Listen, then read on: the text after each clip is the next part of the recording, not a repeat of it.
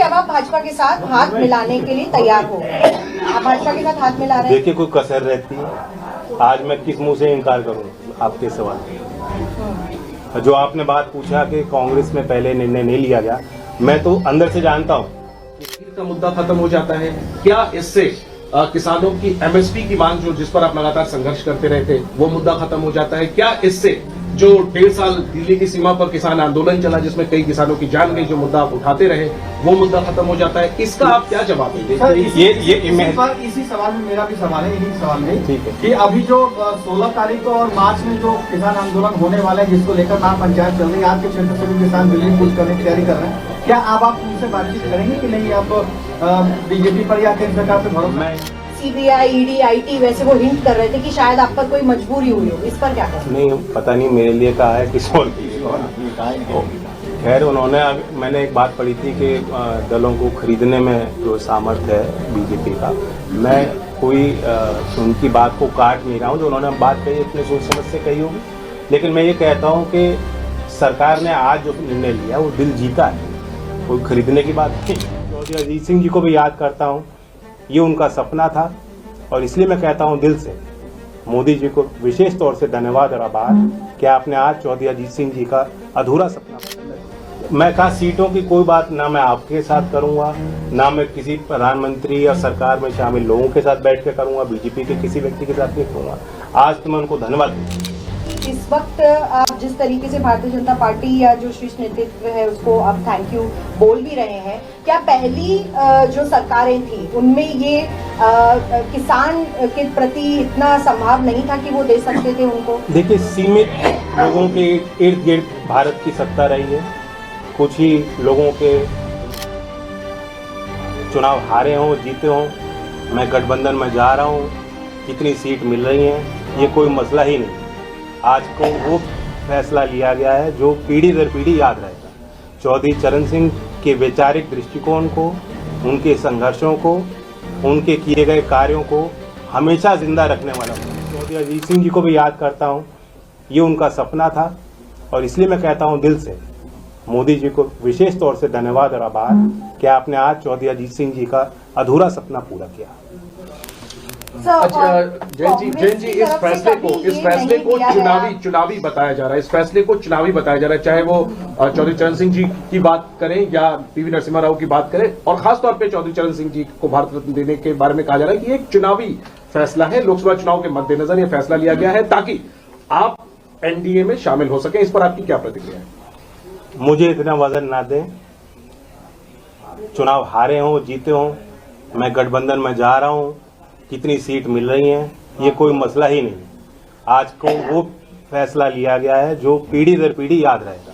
चौधरी चरण सिंह के वैचारिक दृष्टिकोण को, उनके संघर्षों को, उनके किए गए कार्यों को हमेशा जिंदा रखने वाला फैसला है, और ये छोटी बातें हैं। अगर कांग्रेस पार्टी का विधिवत एक बयान आया है, मैं इस बयान की आलोचना ही कर सकता हूँ। सर, कांग्रेस पार्टी के सरकार में कभी ऐसा नहीं हुआ, क्योंकि राष्ट्रीय लोक दल की तरफ से ये एक लंबी मांग रही है, आज की बात नहीं है।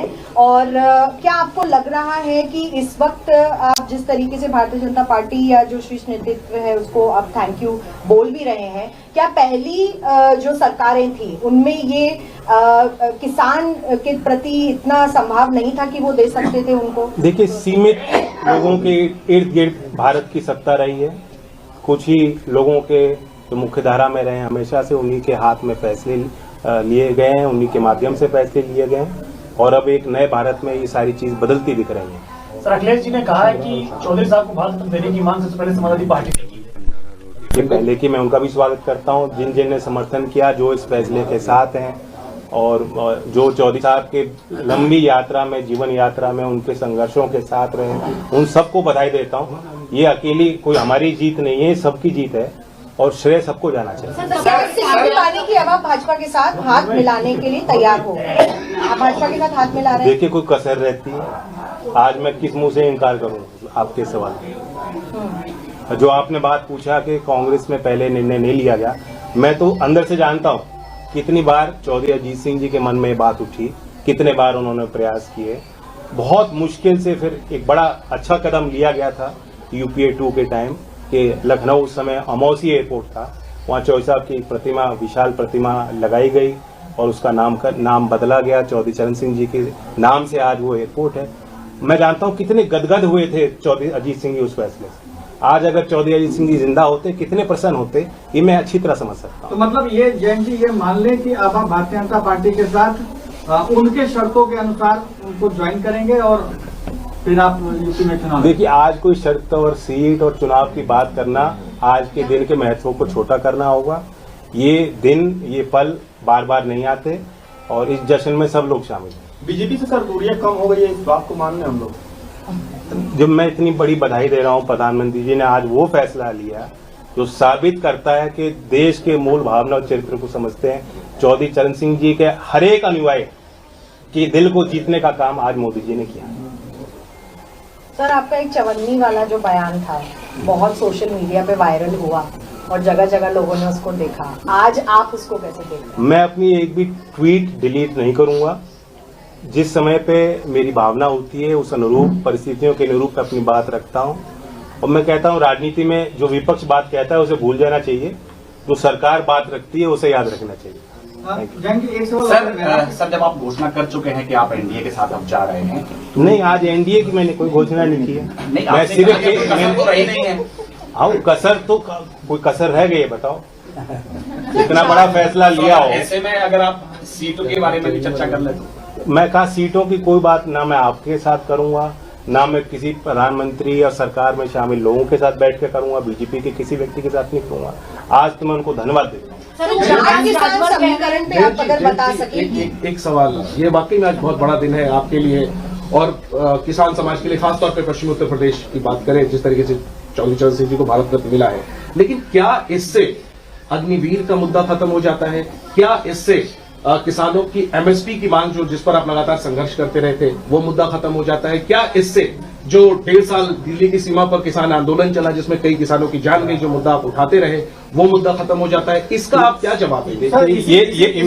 इसी सवाल में मेरा भी सवाल है, इन्हीं सवाल में ठीक है कि अभी जो 16 तारीख को और मार्च में जो किसान आंदोलन होने वाला है जिसको लेकर महापंचायत चल रही है, आपके क्षेत्र से भी किसान दिल्ली कूच करने की तैयारी कर रहे हैं, क्या आप उनसे बातचीत करेंगे कि नहीं? आप बीजेपी पर या केंद्र सरकार पर भरोसा? मैं इतना ही कहूंगा कि लोग ये सारे इन सवालों से जुड़े हुए जो लोग हैं, जो अपनी बात रखते हैं, लोकतंत्र में शिकायतें भी होती हैं, आंदोलन भी होते हैं, समस्या भी उठती हैं और ऐसा कोई एक हल नहीं निकाला जाता कि सारी समस्या आज तक जो है वो फिर खत्म हो जाए, समाप्त हो जाए और आगे कभी होए ना।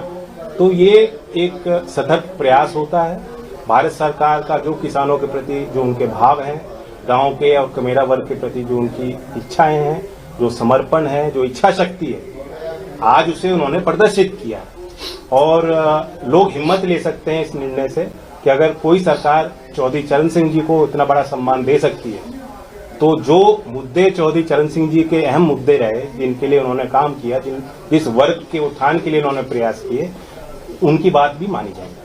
सर, अखिलेश यादव जी ने एक बयान दिया था, उनका कहना ये था कि पता नहीं जयंत जी क्यों जा रहे हैं, शायद उन पर कोई मजबूरी रही होगी या उन पर कोई सीबीआई, ईडी, आईटी वैसे वो हिंट कर रहे थे कि शायद आप पर कोई मजबूरी हुई होगी। इस पर क्या कहें? नहीं, पता नहीं मेरे लिए कहा है किस और के लिए।